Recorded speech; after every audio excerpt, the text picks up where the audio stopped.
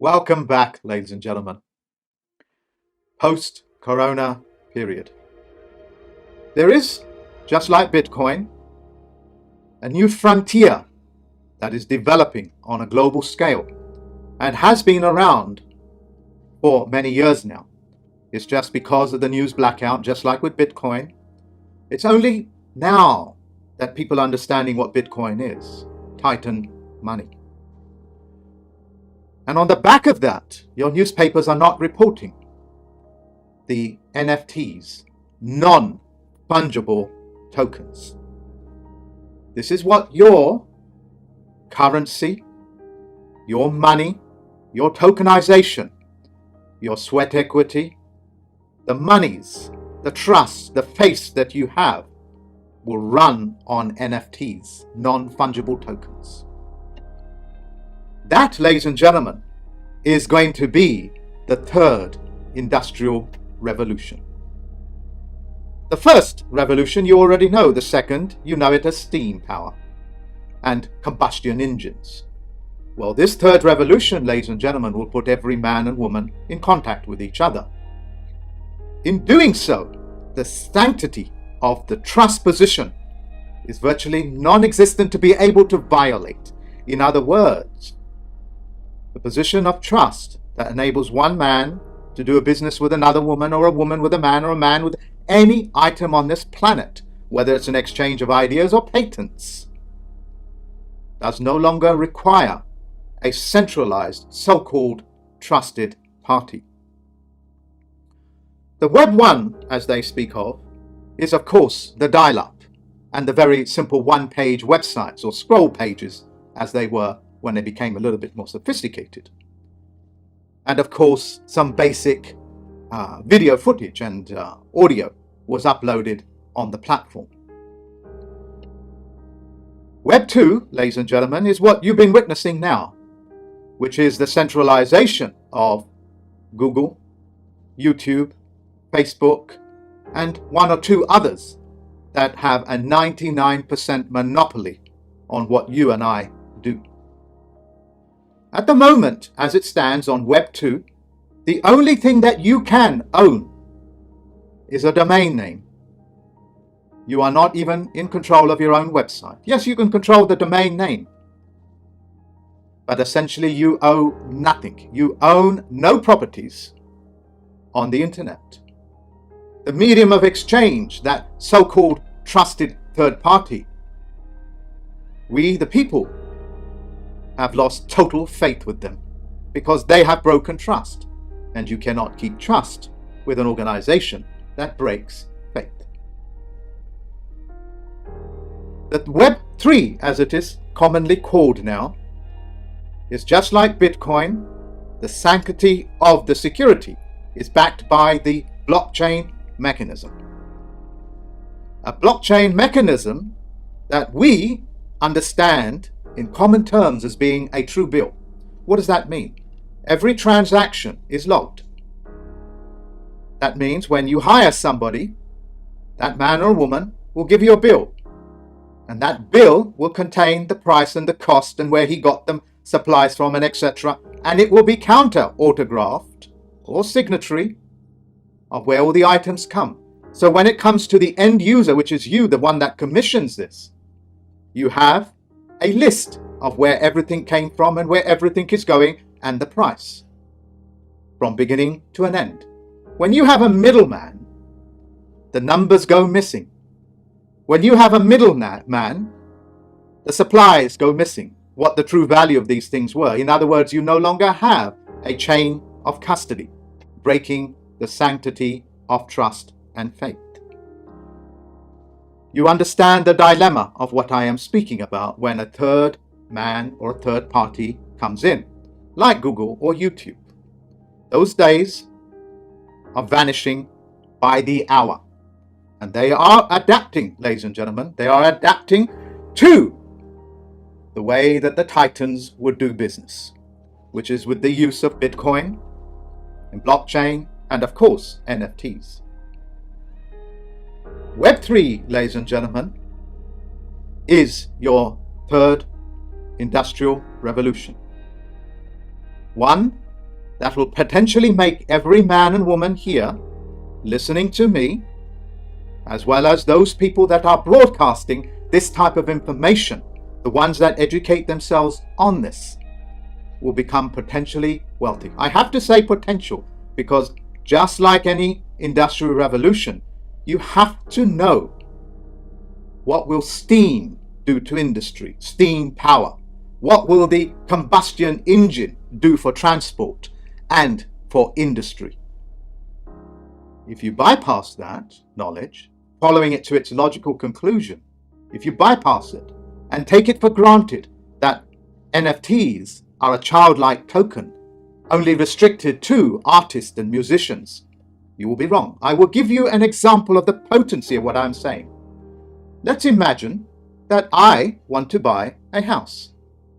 I don't want a death pledge called a mortgage, so I'm going to broadcast to all of yous using the World Wide Web, third generation, Web 3, to say I need to raise 500,000 whatever units of money that is, let's imagine US dollars, and 10,000 of yous come forward and you offer minute sums in return for this or that, albeit larger sums in return for this or that.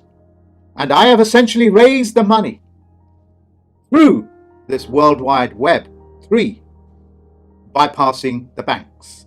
You have now become my banker, and I am able to bank the money that I have got from yous using what is known as smart contracts.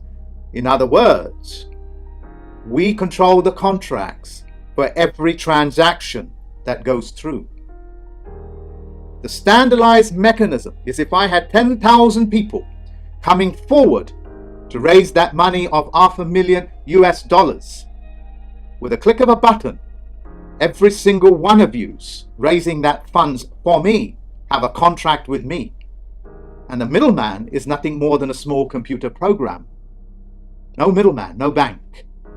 Let's imagine that a new continent is opening up called the Shanghai Corporation. And you need, or they need, to raise money. But they don't want to go to the banks, but they want to go to you, the public.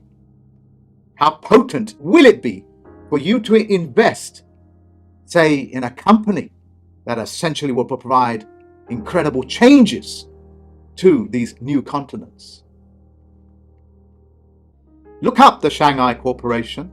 It's the largest economic zone on this planet that's being birthed into your era. Bitcoin is yours, NFTs are yours, the education is yours, Shanghai is yours.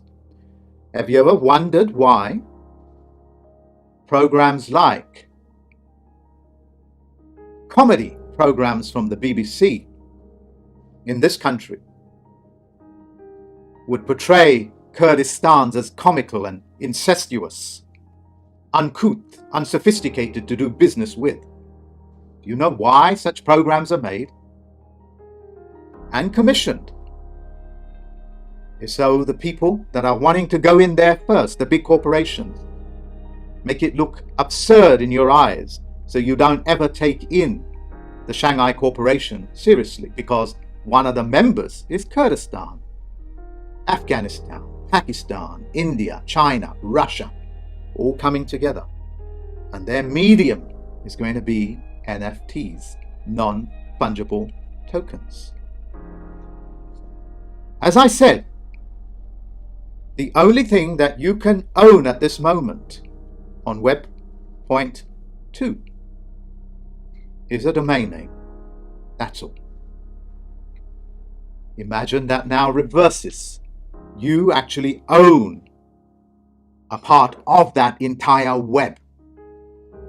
Like, for example, decentralization. At the moment, we have companies all over the world called Uber and Airbnb.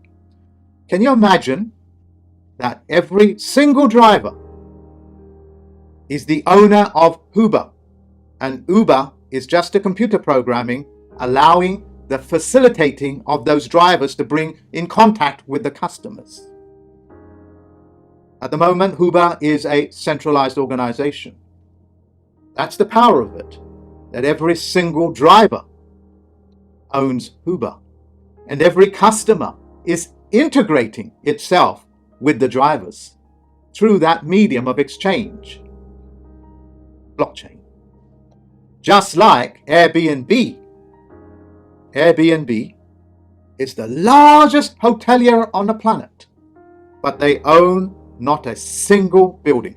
It's a powerful statement, just like Uber don't own any cars, but they know how the middleman works. Now imagine every single man and woman putting their properties on Airbnb are owners of Airbnb itself, and the customers are the people that interface directly with these people that put their rooms and houses up for the purposes of tourism or travel, bypassing any need for you to go into a hotel. That's the power of it, ladies and gentlemen. Imagine, of course, you're an artist or musician. You don't ever need a middleman, do the marketing. All that is facilitated. What you need to do is produce that fantastic content, which is what your creativity will now allow you to do. At the moment, all of people's creativities have to go through a middleman. They suck up the creativity. On the first week of next year, 2022, one or two of the judges that know about these technologies will be teaching how the NFTs work. And to safeguard that, what they're going to do is that they're going to package their teaching into an NFT. What does that mean? And now listen very carefully. Let's imagine that you had a piece of paper like this that was worth, say, 200,000. Let's make it easy, 100,000 US dollars. And there were only 1,000 of tokens created. In other words, only 1,000 people have possession of that training course. And within that smart contract, it's got on there, well, once you've understood it, without making any copies, because it's non-fungible, which means you cannot divide it, you're free to sell it on.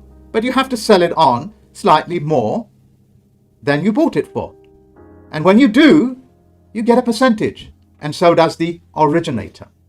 So they are going to teach the general public how it's done by doing it themselves on the very course that they're going to teach. Fantastic.